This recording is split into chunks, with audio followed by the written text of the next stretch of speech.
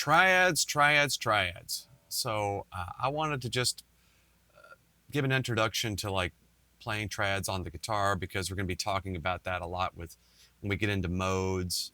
Right at the time of this video, I'm simultaneously doing a thing on melodic minor, and I figured before I did the triad video on that mode, I should at least talk about it, on the basics here. So I want to use the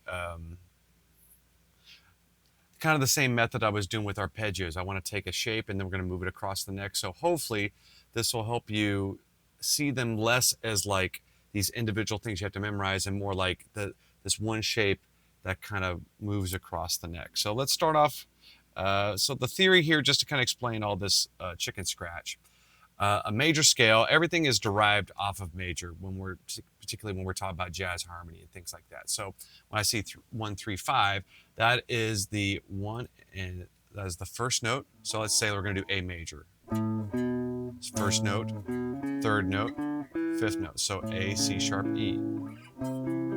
That would be like a C triad, which would be C, E, G. So that's kind of how I'm thinking about, and that's what the numbers mean. And then that's going to be kind of our home base, and then we're going to modify these triads to kind of get the other 4 types. So let's dive right in. So I'm going to do A major. Let's start off with this. So third, fifth. All right. So A major. All right. Let's go across to the next string set.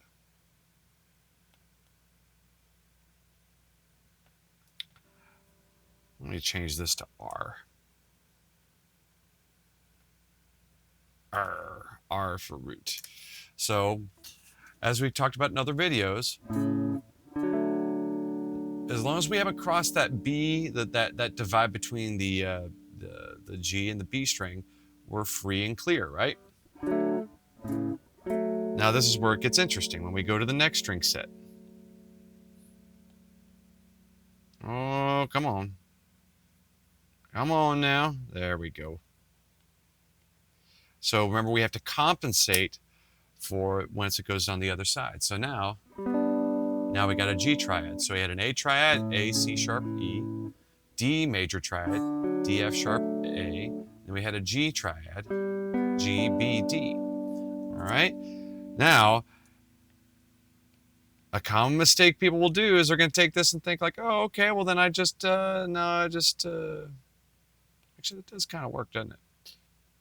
You can think of it that way.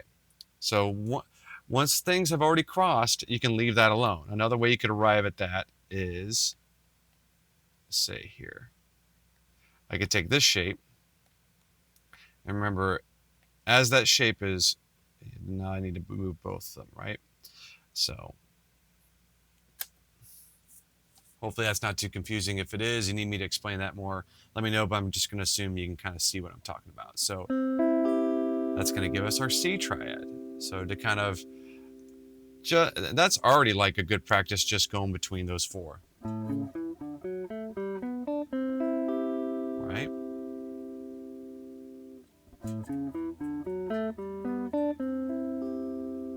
Kind of cool.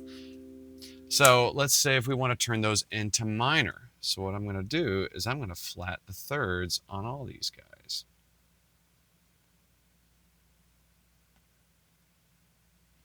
That's the most expedient way to do this. I'm going to go flat 3, flat 3, flat 3, and then I'll flat the 3s. I think this isn't going to, yeah, it's not a great idea.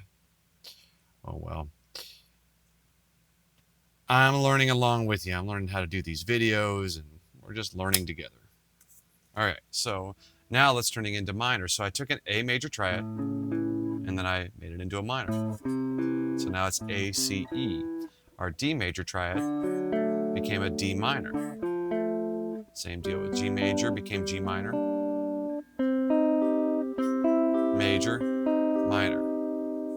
Now if I want to turn them into diminished, the flat 5, if you want to stretch, you can move it down here. You can also, which is like probably how I'm going to do it, because I don't know, my fingers don't really stretch that well, but maybe yours do. So here's an option just to show you that it's there. we flat it, or you can put it on the next string set. That's the beauty of how guitar is tuned. It's like if you get too far this way, well, it probably means it's more comfortably on the next string. So, all right, flat the 5. Actually, let me try something here. See what would be copy. All right, let's see. So if I do this, and paste. Ooh. All right, trying to learn some tricks. I don't know if that's more efficient or not, but all right, so let's see what these guys sound like. You could also, just to be exhaustive here, try to be systematic. You can put it there. So the diminished, there's different options. So, right, right.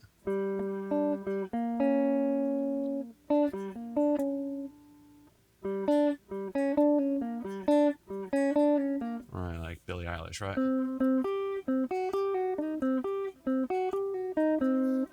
Kind of taking like a minor sound, flat it.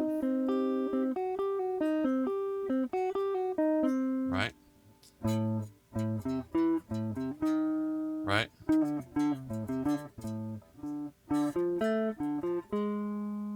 That's me putting the flat 5 on the next string. That's like 2 frets up. That's why I didn't draw it in all right, so right there, we'll come back, we'll get augmented, but just kind of give you an idea of what I'm building towards is now you can cycle through those. Major, minor, diminished, and then you go back to minor, and then major. Do the same for D. Major, minor, diminished, minor. It's like a kind of a passive way to work on ear training too, Okay. And then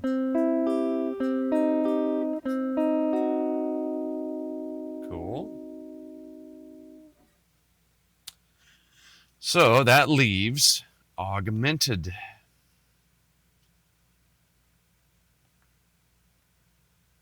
Let's see here. It's probably just as fast for me to X-nay. Oh, there's those fret numbers I'm always trying to get rid of. All right, so I'm going to turn this into a sharp 5. All right. Move it across the neck. So once it crosses the B string, we lift it. Same deal here. This crosses over. These two are lifted or raised, All right. So now you have your augmenteds. Kind of spooky.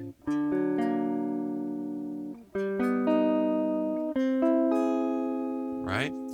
So the reason I have them arranged this way is like they're separated by 1 degree of separation. So if I start a major, I can go to minor, diminished, come back minor, major, augmented, back to major. That's a pretty good cycle. So major, minor, diminished, minor, major, augmented. Then do the same thing for D.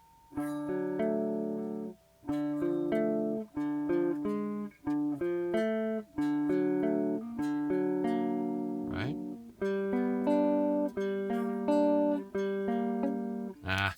Can't play today. Back to minor, back to major. Right? Then finally, minor, diminished, back to major. So I can get the bigger get the bigger guitar. Sorry about that.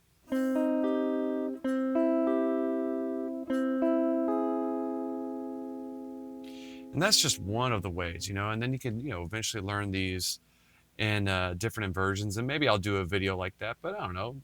If this is something that interests you, maybe it's good for you to like figure out these different, arpeggios.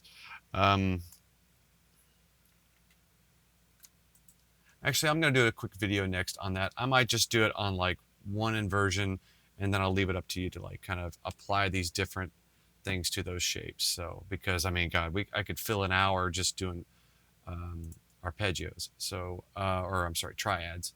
So I'll see you over on the next one, talking about how can we take these vertical and like put inversions together. Okay, see you there.